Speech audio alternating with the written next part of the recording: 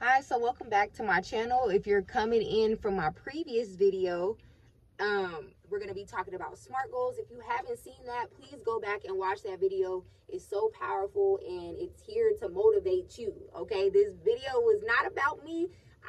My service here and one of my goals is to pour into people and to motivate others. I know that that is my calling. So in this video, we're going to be diving into exactly what is a SMART goal. And I have some notes that I wrote down so I do not forget. But I use this myself and I've been accomplishing a lot. I've been accomplishing finishing school, my modeling career. I have been booking more jobs, being more proficient in cooking and taking care of my home and my son. So these are things that I'm actively implementing, that I'm not just saying. Okay, I've had a rough couple past years and things are finally picking up and looking up for me, and I have been implementing this, what I'm going to talk about in this video. Okay, so SMART goal. So SMART stands for: S is for specific, M is for measurable, A is for achievable, R is for relevant, and T is for time bound. And I'm going to give you an example of what this means and what the purpose is. So the SMART goal, this goal is the most effective. Okay, it's to help you stay accountable. A lot of times we write goals that are so generic and so broad, and we kind of wonder why we don't reach them. For example, you might say, oh, I'm sick and tired of this job, I want to quit my job, and we just leave it at that with no plan developed. Okay, sometimes we might even say, oh, I want to quit within a year. But what does that mean? What does that look like? Okay, so I use Chat GPT. I encourage you to, or you can just write your own goal. But we're trying to hurry up and get the obstacles out the way so we can get serious and we can have something written down today and written down quickly. Okay, let's start using these tools at our fingertips, not as destruction, not as a crutch, but as things to propel us into what we want to do. So we're going to use the example in this video. I want to quit my job within a month. Okay, we'll just say a month for the sake of the video. How would you utilize the SMART goal? So the first thing we want to do is we want to look at S for specific. Okay, I'm going to resign from my current job within 30 days. That is the specific part. Okay. M, now we want to make it measurable.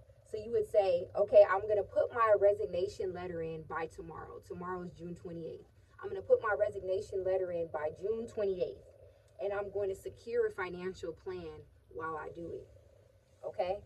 So again, these goals are helping you stay accountable and to see, are you serious about what you're saying you're going to do? Okay? Achievable.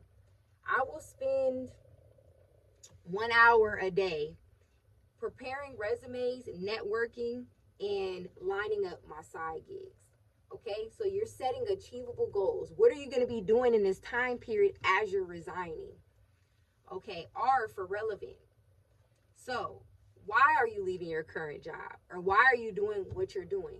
I'm leaving my current job because I want to be an entrepreneur. I'm leaving my current job because I want to be a stay-at-home mom, generate revenue so that I can spend time with my kids. Okay, so write whatever is relevant to your SMART goal.